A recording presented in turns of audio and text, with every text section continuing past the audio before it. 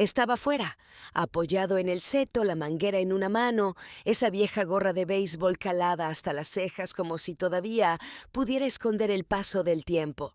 Sus movimientos eran más lentos ahora, pero la forma en que inclinaba la cabeza, eso seguía igual. Un gesto grabado por años de observar, escanear, necesitar control. Levantó la vista al pasar. Capota bajada, el motor cálido bajo nosotros, la pintura atrapando la luz de una forma que hacía que la gente mirara 2 veces. Se movía como si tuviera historia, como si tuviera algo que decir. Clara iba a mi lado, una mano descansando suavemente sobre mi muslo, riéndose en voz baja de lo que sonaba en la radio. Su anillo de bodas captaba el sol, destellando oro sobre el salpicadero. No giró la cabeza, no le hizo falta. El coche hablaba por nosotros. Él entornó los ojos, se removió. El reconocimiento llegó lento y renuente. Ese coche solía ser suyo, su favorito, su orgullo. Lo lavaba a mano cada fin de semana, incluso cuando el tiempo no lo pedía. Era su símbolo, su vía de escape. ¿Y ahora? No estaba aparcado en su entrada. Pasaba a su lado con gracia y silencio, propiedad de la hija a la que decidió no enviar a la universidad, la hija que pensó que simplemente seguiría adelante. No saludé, no sonreí, no miré por el retrovisor, no por rabia, porque ya no lo necesitaba. Esto no era venganza, no del todo, era restauración de un coche, de una vida, de algo más profundo que la confianza, certeza, de la clase que él me robó cuando le entregó mi futuro a otra persona. Ahora paso delante de él en lo que más amaba, no para provocarlo, sino para recordarme a mí misma. Apostó contra mí, y aún así lo conseguí. Solía decirlo como un hecho, como la gravedad. El fondo para tu universidad está asegurado. Lo abrí el día que naciste. Pase lo que pase, eso es tuyo. Le creí. Por supuesto que sí, no era de discursos grandilocuentes, pero cuando hablaba de mi futuro, su voz se volvía más firme, más clara, como si necesitara que lo escuchara, como si de verdad importara. Así que guardé esa promesa en el pecho y la llevé durante toda la infancia como una armadura. Cada examen, cada noche en vela estudiando, cada solicitud que llenaba, lo hacía con esa promesa resonando al fondo de mi mente. Vas a ir a la universidad, vas a construir algo. Él dijo que se encargaría del camino, yo solo tenía que recorrerlo, y lo hice. Me aceptaron en todas las universidades a las que apliqué. Las becas ayudaron, pero no cubrían todo. Aún así no me preocupé. Me había dicho, desde que era lo bastante mayor para entender los números, que había estado ahorrando, que estaría bien, que cuando llegara el momento, él estaría ahí. Incluso llegó a presumir una vez en una barbacoa familiar. Me rodeó con un brazo y le dijo a mi tía: «Está lista». Llevo ahorrando para ella desde que tenía dientes de leche. Recuerdo lo orgulloso que se veía, como si ya me estuviera aplaudiendo en la graduación, como si su trabajo ya estuviera hecho. En aquel entonces pensaba que el amor se veía así: preparación, provisión, el hacer silencioso. No palabras ni abrazos ni estoy orgulloso de ti, sino cimientos firmes. Es curioso cómo la traición no siempre llega con estruendo. A veces es un sobre en la mesa de la cocina, sin discurso, sin disculpas. Solo una carta doblada que empieza con «Tenemos que hablar». Tenía 17. Las cartas de admisión apiladas en la encimera. Mi futuro organizado en carpetas con códigos de colores. Se sentó frente a mí con una expresión que no reconocí. No era culpa, ni arrepentimiento, solo incomodidad, como si solo quisiera acabar con eso. «Es sobre el fondo de la universidad», dijo. Se me heló el pecho. Esperé. «Lo usamos», añadió. Las cosas se pusieron difíciles y Jake necesitaba ayuda para salir adelante. Jake, el hijo de su nueva esposa, 2 años mayor que yo, apenas terminó el instituto. Ya iba por su tercer intento de encontrar su camino. No hablé, no grité, ni siquiera parpadeé. Solo me quedé allí sentada, dejando que las palabras se asentaran como polvo. El fondo no estaba congelado, no se había perdido en el mercado, se había gastado, redirigido, regalado a otro. Intentó suavizarlo con tonterías. Seguimos creyendo en ti. Eres fuerte. Ya te las arreglarás. Como si la fe pudiera pagar la matrícula. Asentí, en silencio. Quietud total. Mi madre dijo después que ni siquiera reaccioné, que solo me levanté, fui a mi habitación y cerré la puerta. Pero algo se rompió dentro de mí ese día. No solo la confianza, la expectativa. Había hecho una promesa y luego la rompió como si no importara. Se casaron cuando yo tenía 16. Una boda pequeña en el jardín, sillas plegables sobre césped irregular, vasos de plástico llenos de cava barato. Llevaba un vestido burdeos que no me quedaba bien y mantuve la boca cerrada. Sonreí para las fotos, sujeté el ramo durante los votos, hice todo lo que se supone que debe hacer una hija. Ella se llamaba Linda. Voz suave, ojos cautelosos, siempre observando la sala antes de hablar. No era cruel, solo presente, de esa forma que deja claro que ha venido para quedarse, y Jake, su hijo, llegó como trueno detrás de ella. Era el tipo de chico que la gente llamaba un caso con una sonrisa. Risas fuertes, errores más grandes y aún mayores segundas oportunidades. Tenía ese encanto que funcionaba mejor cuando los adultos miraban, el tipo de encanto que los sacaba de problemas, de suspensiones escolares, de responsabilidades. Papá lo adoraba. Decía que Jake solo necesitaba orientación, una figura masculina, estructura, estructura. Repetía a menudo, como si fuera una palabra mágica, así que le dio estructura. Lo llevaba a partidos de fútbol, le avaló el coche, le compró un portátil para los estudios, aunque Jake dejó el ciclo formativo a los 2 meses. Y cuando Jake chocó el coche 2 veces, papá solo suspiró y pagó las reparaciones. Mientras tanto, yo sacaba matrícula de honor. Tenía un trabajo a tiempo parcial. Me compraba mis propios libros de texto y cocinaba 3 noches a la semana cuando mamá trabajaba hasta tarde. Pero nada de eso atraía la misma atención. Jake iluminaba las habitaciones. Yo las hacía funcionar a tiempo. En algún momento dejé de intentar competir. Hay un tipo de silencio que crece entre un padre y una hija, no por distancia, sino por reemplazo.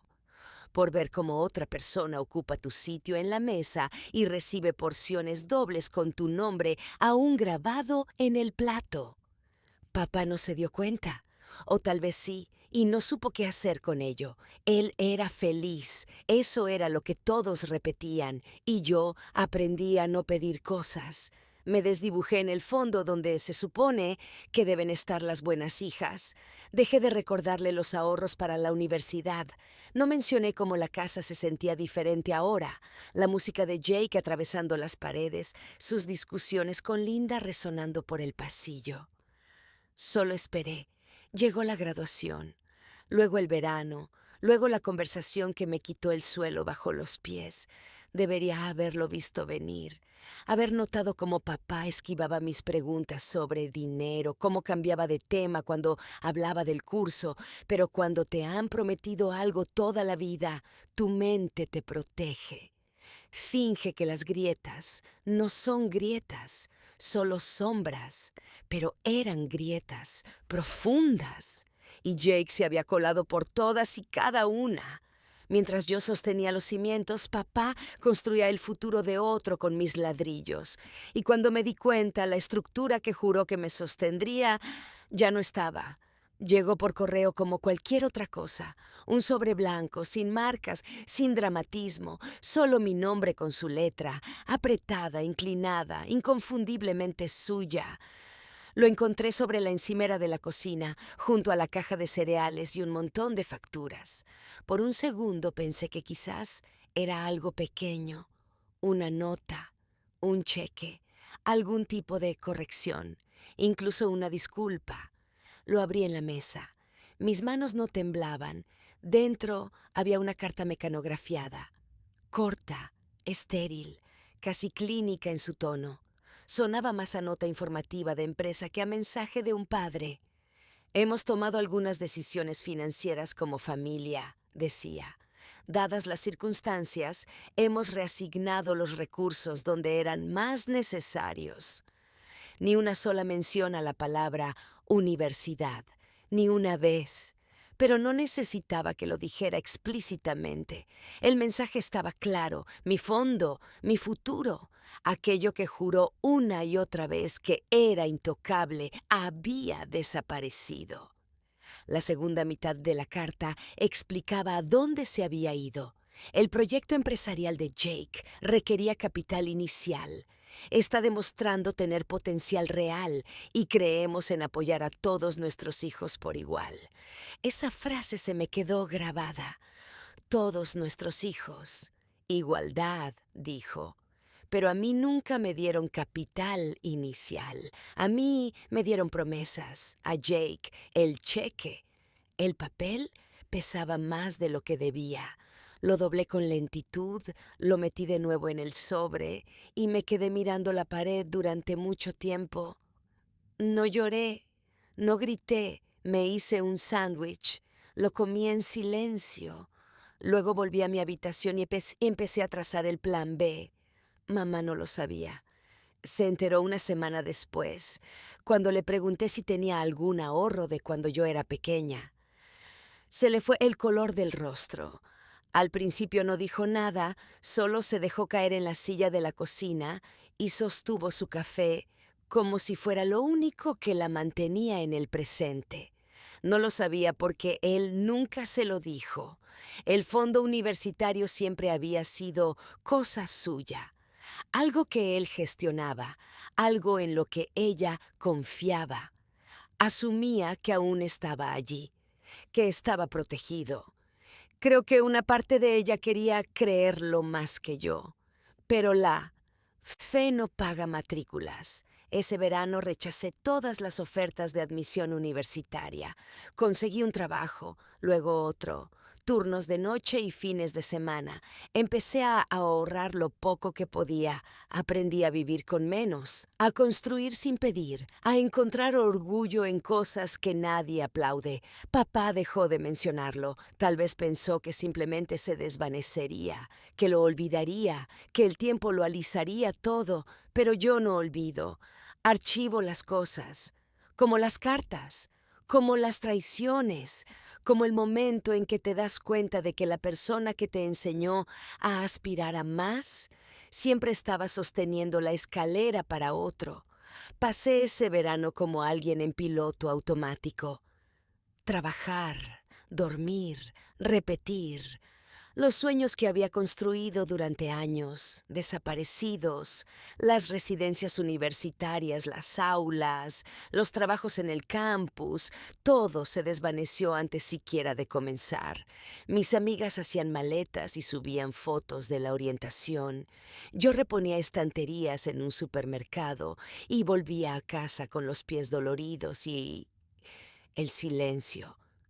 Papá no volvió a mencionarlo.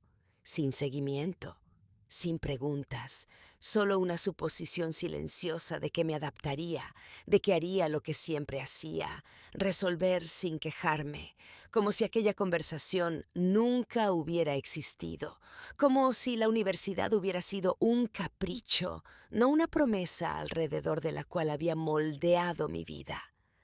Por las noches me quedaba despierta pensando en cómo sonaba su voz cuando hablaba de mi futuro, tan segura, tan firme. como si esa certeza viviera dentro de una cuenta de ahorros que nunca tuvo intención de usar. El dolor no venía del dinero, venía de lo fácil que le resultó entregarlo a otro, de lo simple que fue verlo observarme doblar mis planes como ropa y no decir ni una sola vez: lo siento. Jake, mientras tanto, prosperaba con impulso prestado.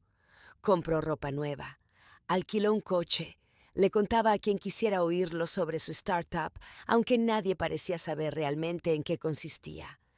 Papá seguía el juego, asentía, sonreía, lo llamaba ambicioso. Tenían reuniones en el despacho, pizarras blancas, portátiles, tazas de café olvidadas como si fueran decorado. Se sentía como si estuviera viendo una obra de teatro desde detrás del telón, una historia en la que ya no estaba invitada. Mamá lo intentó a su manera. Me daba algo de dinero cuando podía, me preparaba almuerzos para el trabajo, me abrazaba un poco más de lo habitual cuando llegaba tarde, pero había un límite a lo que podía hacer sin encender una guerra en la casa. Ella eligió la paz, yo elegí la distancia. Dejé de cenar en la mesa. Dejé de compartir novedades, dejé de esperar algún tipo de rectificación y poco a poco empecé a construir algo propio. No por inspiración, por necesidad. Encontré un portátil de segunda mano en Wallapop. Pasaba las noches viendo tutoriales gratuitos de programación. Aprendí a escribir HTML básico, luego JavaScript. Hacía webs sencillas para pequeños negocios, cobraba poco, trabajaba rápido. El boca a boca funcionó, llegaron los clientes. No era glamuroso, pero era mío. Cada euro que ahorraba era un ladrillo más entre mí y aquella conversación en la cocina.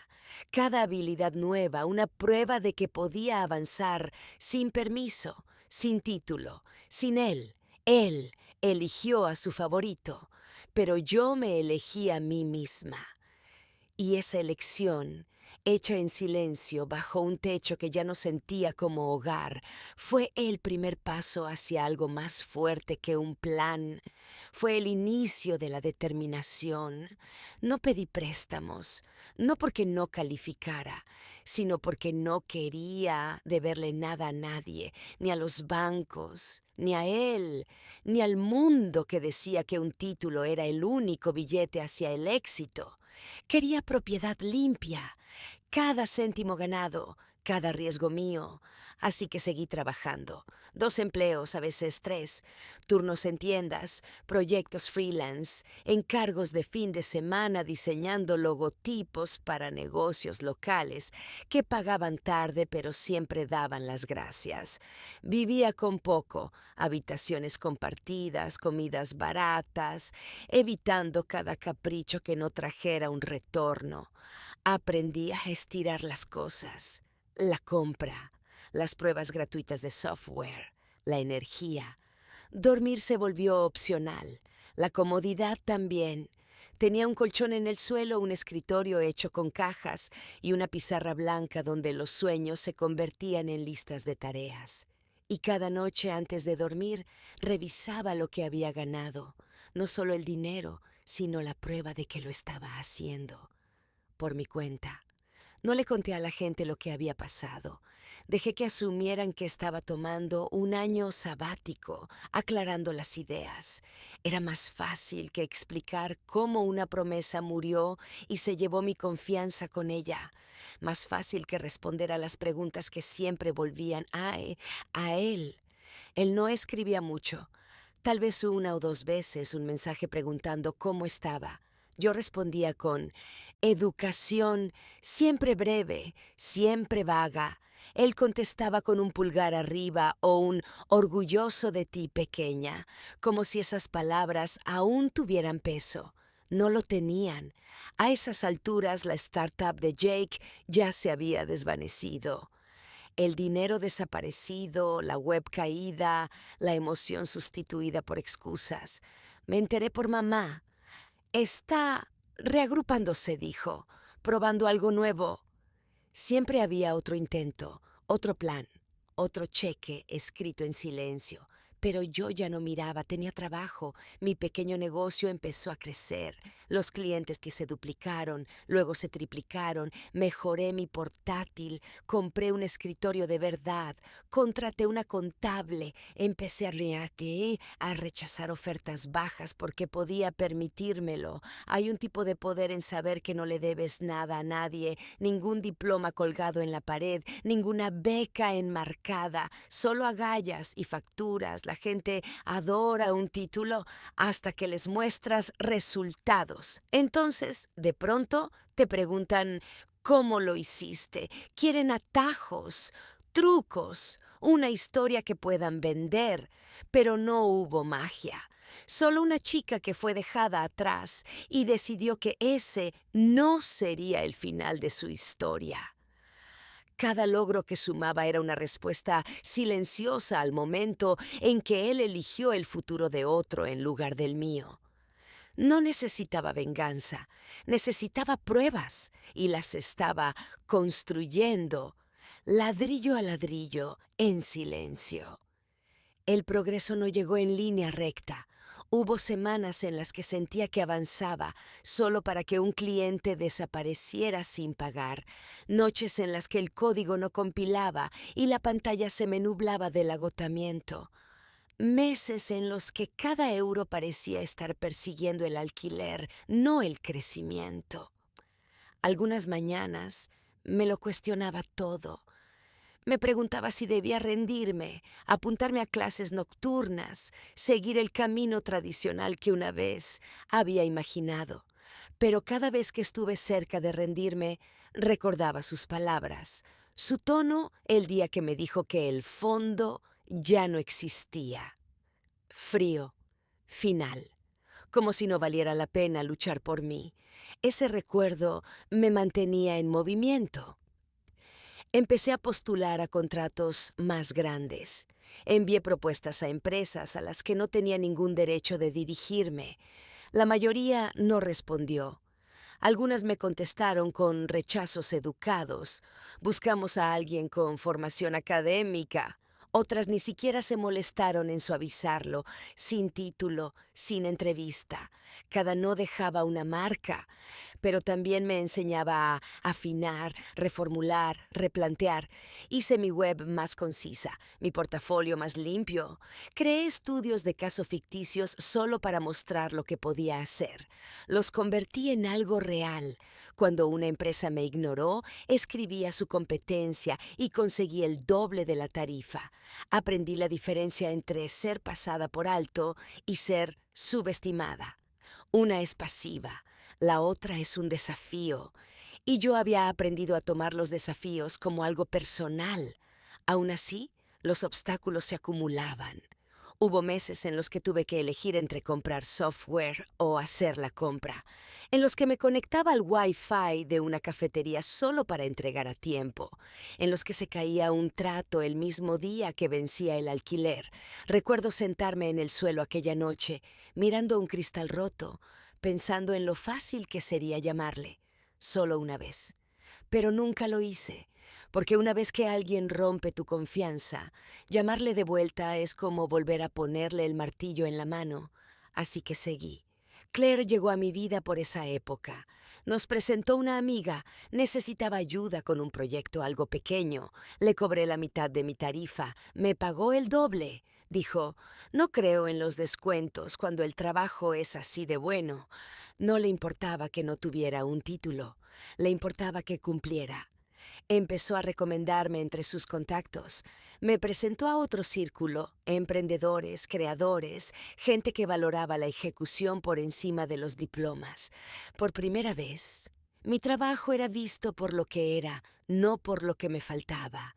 Los obstáculos no desaparecieron, pero dejaron de definir el camino. Seguía escalando, seguía peleando. Seguía estirando cada milímetro de posibilidad en un sendero que había pavimentado sola.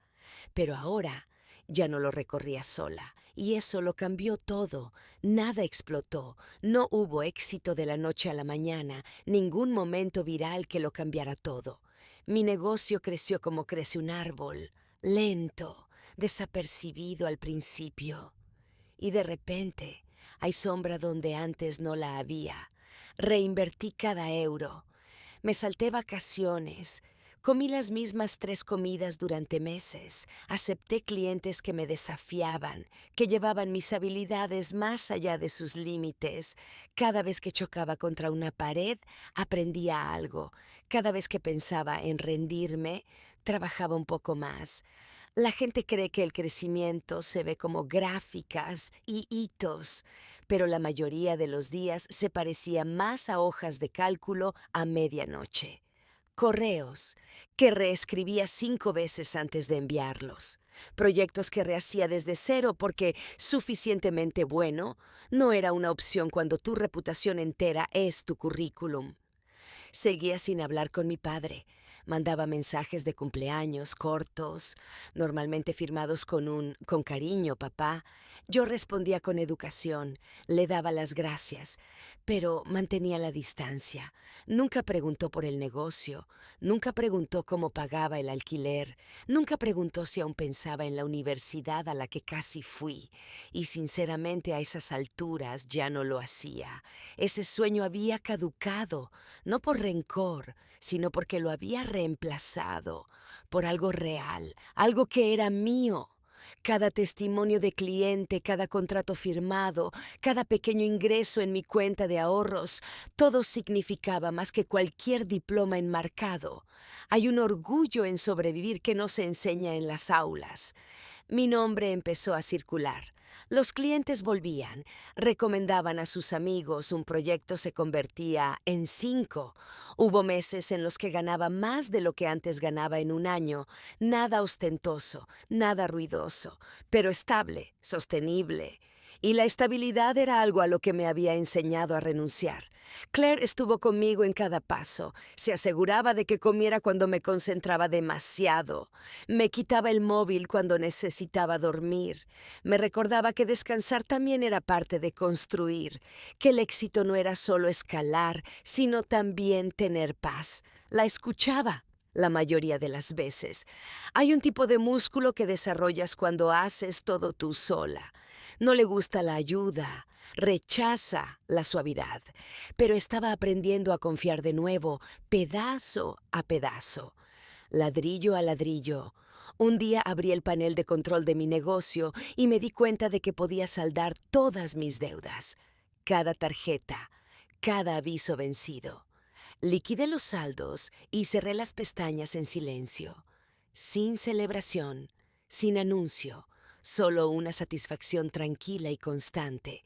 No se sentía como venganza, se sentía como restauración de la autoestima, de la dirección, de algo que se parecía mucho a la paz. No había terminado de construir, ni de cerca. Pero por primera vez sentí que el suelo bajo mis pies era firme y supe, este cimiento era mío. Claire no se enamoró de lo que yo estaba construyendo, se enamoró de la parte de mí que se negaba a rendirse. Veía el estrés, el cansancio, las noches en las que miraba el código como si me hubiera traicionado, las mañanas en las que tomaba café frío porque se me había olvidado que lo había servido horas antes. Y aún así, se quedaba. Nunca preguntó cuándo terminaría de trabajar. Preguntaba qué necesitaba para seguir adelante. Suena simple, pero no lo era. No cuando llevas años construyendo sola. No cuando te has enseñado que necesitar a alguien es lo mismo que ser vulnerable. Pero ella tenía esa manera silenciosa de estar. Doblaba la ropa mientras yo respondía correos. Traía la cena cuando no me daba cuenta de la hora. Se sentaba a mi lado con las piernas recogidas, escuchando mientras yo hablaba sobre decisiones que no sabía cómo tomar. Nunca daba consejos a menos que se los pidiera. Nunca intentaba arreglarlo, solo escuchaba. Y eso abría espacio, un espacio que no sabía que me faltaba. No hablábamos mucho de mi padre. Ella conocía lo esencial, la traición, la ausencia donde debía haber apoyo. Nunca insistía por más detalles, pero cuando surgía el tema, escuchaba con una calma que yo no podía igualar. No es culpa tuya, decía, cada vez que intentaba justificar su decisión. Él tomó una decisión. Tú solo viviste las consecuencias. Eso me golpeaba más de lo que probablemente imaginaba, porque había pasado tanto tiempo cargándolo como un fracaso mío, como si tal vez no hubiera sido lo bastante impresionante, lo bastante agradecida, lo bastante fácil de querer. Pero ella me recordaba, una y otra vez, que yo ya era suficiente. Nos mudamos juntas un año después de conocernos. Un piso pequeño con fontanería horrible y una luz preciosa. Lo hicimos nuestro. Repartimos todo. Compartimos el peso. Nunca me hizo sentir que le debía algo por los días en los que ella cargaba más, y tal vez eso era lo que la hacía diferente a todos los demás. No tenía que ganarme su fe, ya estaba ahí.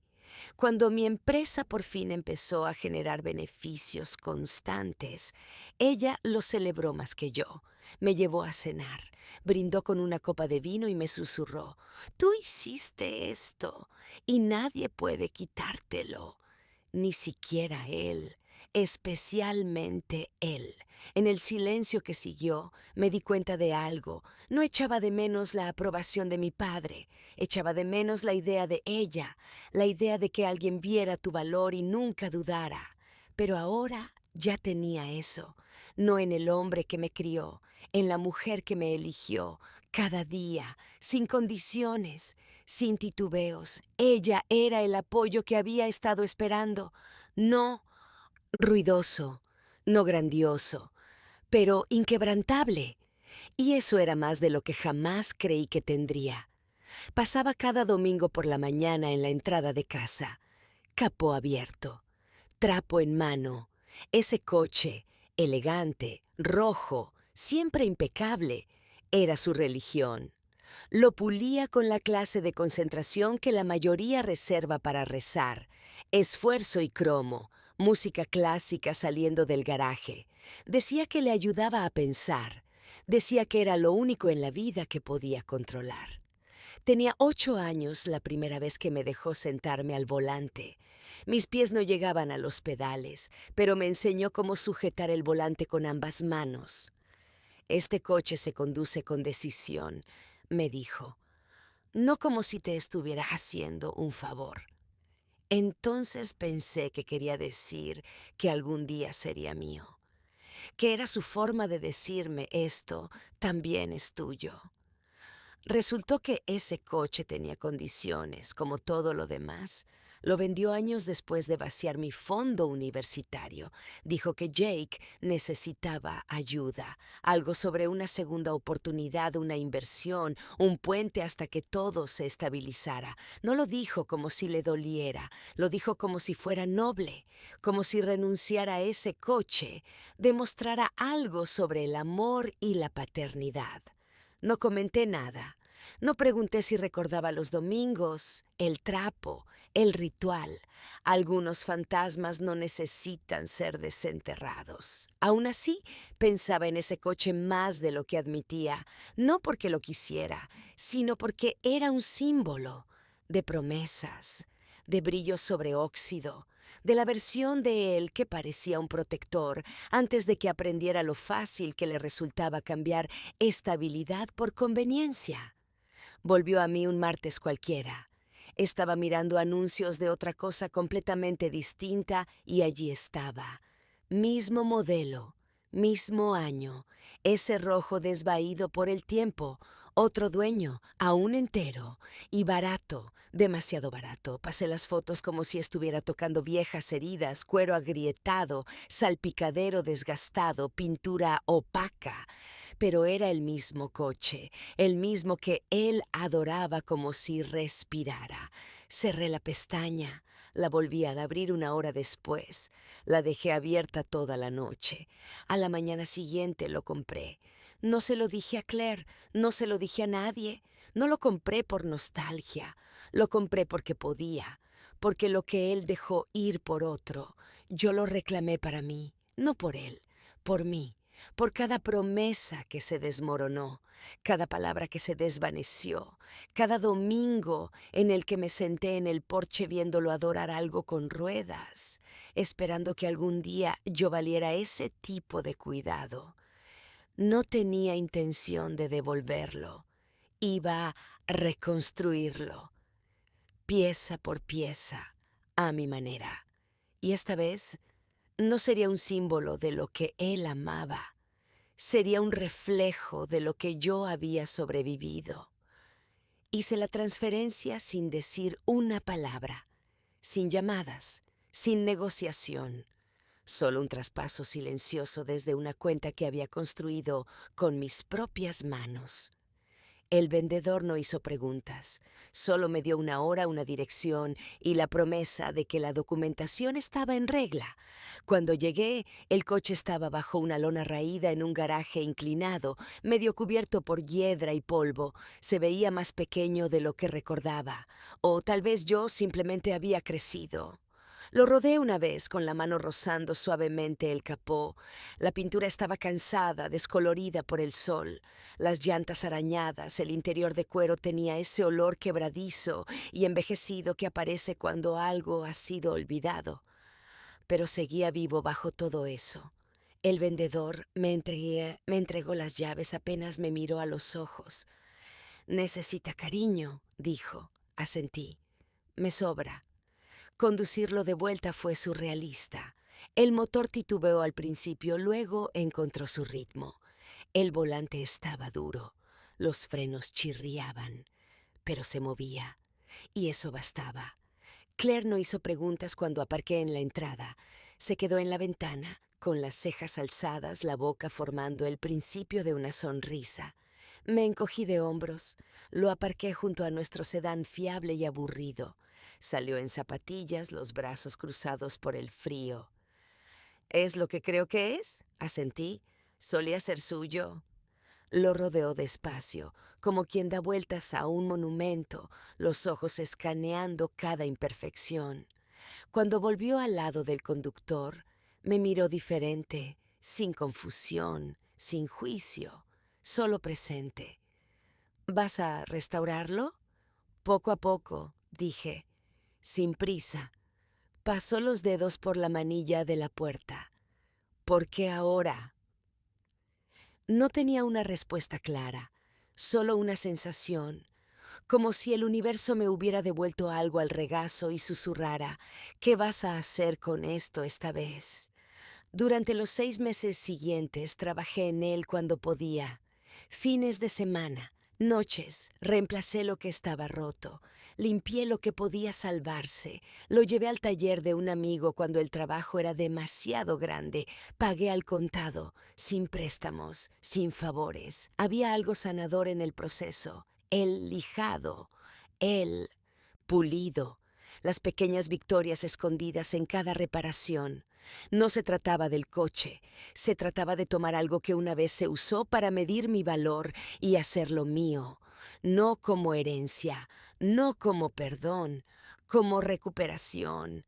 Nunca le dije a mi padre que lo encontré, nunca le dije que lo compré de nuevo, porque esta vez la historia no le pertenecía a él, le pertenecía a la mujer que reconstruyó su vida en silencio y que ahora era dueña de aquello que él dejó atrás sin mirar. El día que terminé el coche llovía, no mucho, solo una llovizna constante, lo bastante suave como para difuminar los bordes de todo. Estaba de pie en el garaje, el motor vibrando bajo el capó, la pintura brillando bajo una sola bombilla en el techo. El rojo tenía profundidad otra vez. El cromo atrapaba la luz. Cada abolladura había sido alisada, cada imperfección corregida a mano. No se veía perfecto, se veía vivido y completo. Claire entró detrás de mí con 2 tazas de café. Me entregó una sin decir nada. Solo se quedó a mi lado, mirando lo que había hecho, lo que había recuperado. Bebí un sorbo, aún en silencio. Luego me giré hacia ella y dije: «Es tuyo». Parpadeó. 1 vez, 2. «¿Qué?». Dejé la taza, saqué un pequeño sobre del bolsillo trasero. Dentro, el título de propiedad, limpio, transferido a su nombre. Lo abrió despacio, los ojos repasando el documento. Sin ceremonia, sin discursos, solo papel y hechos. Lo reconstruí para ti, dije, porque cuando todo se vino abajo, tú no, porque te quedaste, porque creíste en mí cuando nadie más lo hizo, y porque quería que algo en este mundo te perteneciera de la misma forma en que yo te pertenezco a ti. Abrió la boca, pero no salieron palabras. Miró el título otra vez, luego a mí y después al coche. No tienes que conducirlo, añadí. Ni siquiera tienes que aparcarlo en un sitio especial. Solo quería que tuvieras algo construido desde cero, algo hermoso, algo ganado. Dejó su taza junto a la mía y dio un paso adelante, pasando los dedos por el capó. Tenía los ojos vidriosos, pero la voz firme. Es el mejor regalo que me han hecho. No es un regalo, dije, es una prueba. Se apoyó en el coche, los brazos cruzados, con esa pequeña sonrisa callada que ponía cuando no confiaba en su voz. Nos quedamos así mucho rato. Esa noche lo condujimos por primera vez. La lluvia había parado y las calles brillaban con el agua que quedaba y los reflejos de las farolas. Ella tomó el volante. Yo me senté en el asiento del copiloto, viéndola ajustar los espejos, con las manos seguras y cuidadosas. El motor ronroneaba. Paseamos por barrios antiguos, por parques en los que solía sentarme, por esquinas donde alguna vez lloré sola tras rechazos laborales, por delante de la casa de mi padre. Estaba fuera, barriendo el porche, deteniéndose a medio movimiento al ver pasar el coche. Se quedó mirando. No saludé. Claire no redujo la velocidad. El coche pasó como una pregunta que ya había sido respondida, y yo me quedé en silencio, sabiendo que lo había visto. No solo el coche, la prueba, la vida, el amor, todo lo que eligió no construir conmigo, ahora reconstruido sin él. Las calles se sentían distintas esa noche, vacías, pero no huecas, iluminadas por semáforos parpadeando en rojo sobre charcos, escaparates cerrados y silenciosos, como si toda la ciudad se hubiera detenido para hacernos sitio. Claire conducía como si el coche hubiera sido suyo siempre, segura, presente, sin inmutarse por el peso de lo que significaba. La miré de perfil, la forma en que su mano descansaba suavemente en las 12, la manera en que sus ojos recorrían cada cruce, como si no solo estuviera conduciendo un coche, sino llevando algo más grande. No había música, solo el murmullo suave del motor y el golpeteo ocasional de los neumáticos sobre el asfalto mojado. No hablamos, no hacía falta. Al girar la esquina hacia la calle de mi padre, lo sentí antes de verlo. El parpadeo de la luz del porche entre los árboles, el tenue resplandor azul de una televisión detrás de las cortinas, el mundo que eligió después de dejar atrás el mío. Estaba en el porche, apoyado en la barandilla, una mano metida en el bolsillo de la chaqueta. Desde la distancia, apenas podía distinguir la inclinación de su cabeza, la quietud en sus hombros. Estaba mirando directamente hacia nosotras, o tal vez hacia el coche.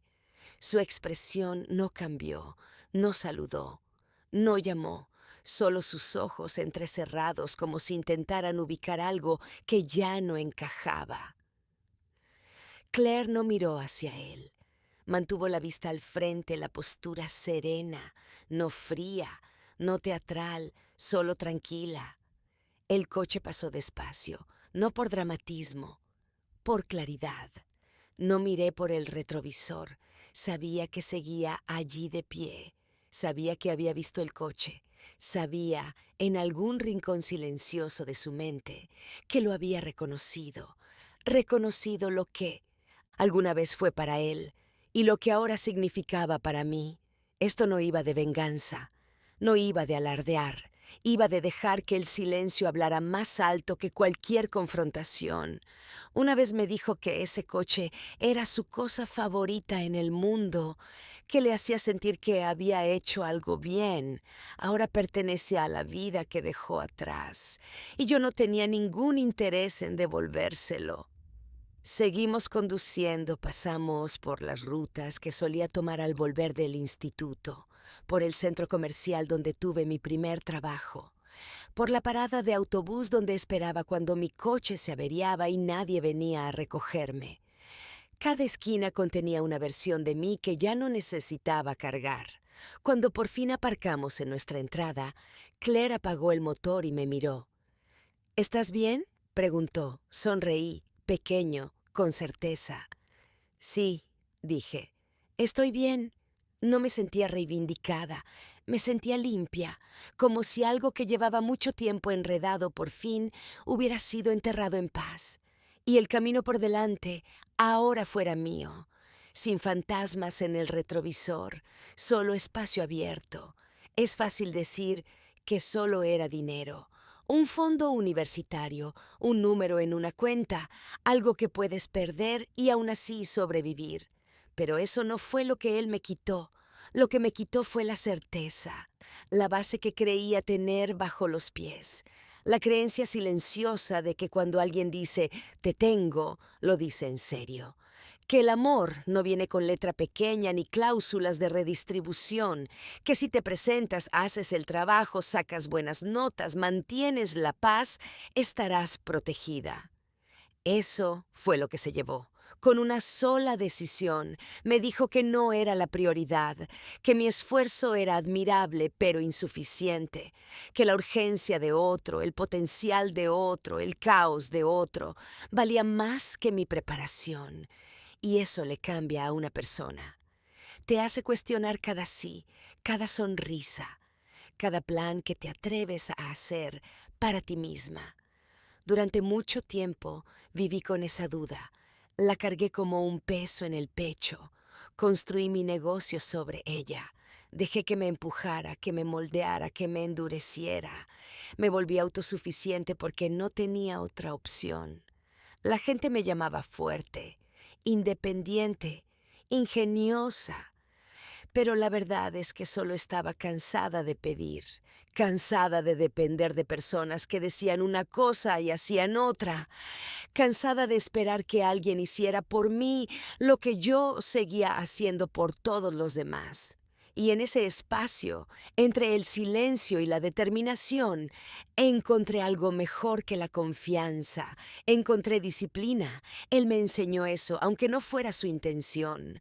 Al elegir el sueño de otro por encima del mío, me mostró cómo construir sin aplausos, cómo sobrevivir sin apoyo, cómo ganar en silencio cuando nadie te ve y conservarlo como un secreto hasta que ya no quepa en la oscuridad.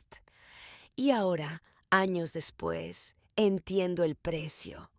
No se llevó solo el dinero, se llevó la oportunidad de estar orgulloso de mí por las razones correctas. Se perdió el camino, se perdió la subida, y cuando se dé cuenta de lo que dejó atrás, ya no quedará sitio en la mesa, porque yo puse una nueva, con mis propias manos, para quienes se quedaron, para quienes no necesitaron que se les recordara cómo quererme. Él puede quedarse con sus justificaciones, su silencio, su arrepentimiento, porque lo que me quitó ya no me define. Lo que construí después sí, y no dejaré que nadie me lo arrebate otra vez. Nunca planeé crear una empresa. Al principio era solo supervivencia, una forma de pagar las facturas, una forma de asegurarme de no tener que llamarle para pedir ayuda, una rebelión silenciosa, disfrazada de trabajo. Pero con el tiempo se volvió algo más. Se volvió estructura, propósito, la prueba de que podía crear algo real sin permiso, sin título, sin el respaldo de un padre que ya había apostado por otra persona. Los primeros días fueron pura resistencia, Noches largas, comidas saltadas, aprender todo por las malas. Cometí errores, perdí dinero, me agoté, me levanté y cada vez que me topaba con un muro construía una puerta. Los clientes iban y venían. Algunos me trataban como si fuera prescindible, otros se quedaban leales, recomendando mi nombre en círculos que antes nunca incluían a Bianca ni a alguien como yo. Y poco a poco mi nombre en Beca empezó a significar algo. Mi trabajo empezaba a hablar antes de que yo entrara. Ahí supe que había construido algo más grande que la supervivencia. Había construido una reputación, no ruidosa, no llamativa, pero firme. No se trataba de ser la mejor, se trataba de ser constante, de cumplir, de presentarme una y otra vez, hasta que la gente dejó de preguntar por títulos y empezó a preguntar por disponibilidad. El éxito no llegó de golpe, llegó en pequeñas olas. La primera vez que pagué el alquiler por adelantado.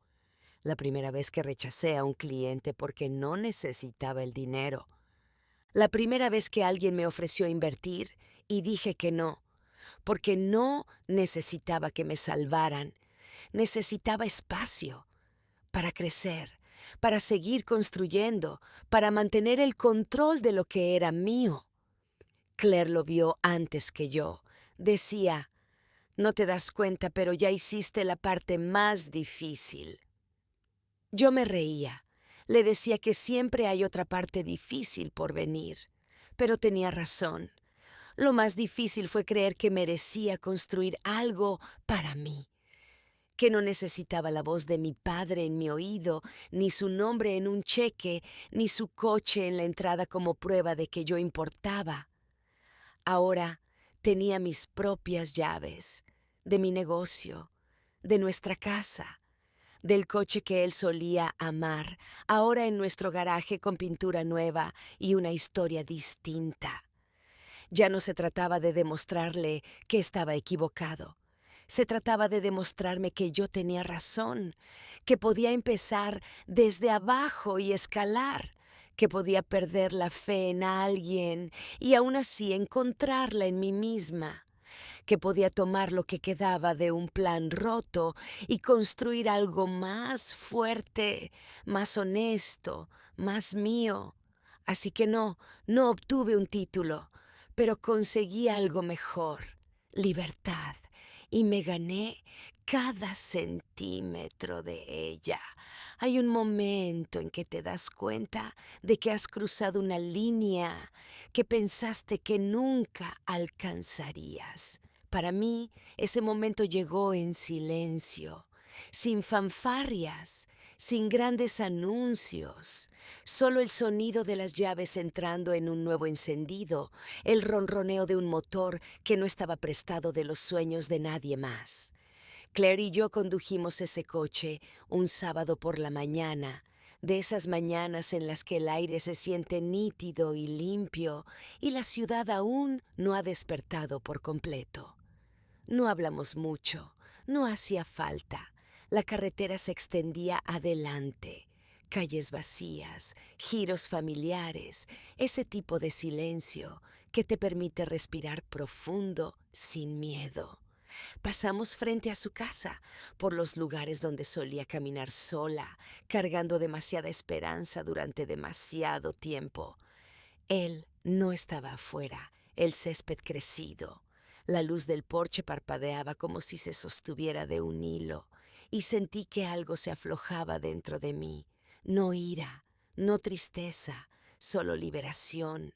Todos los años de espera, de esperanza, de promesas rotas, se esfumaron con el sol de la mañana. Entonces comprendí que el coche no era solo metal y pintura, era un símbolo de supervivencia, de resiliencia, de un futuro que construí en mis propios términos.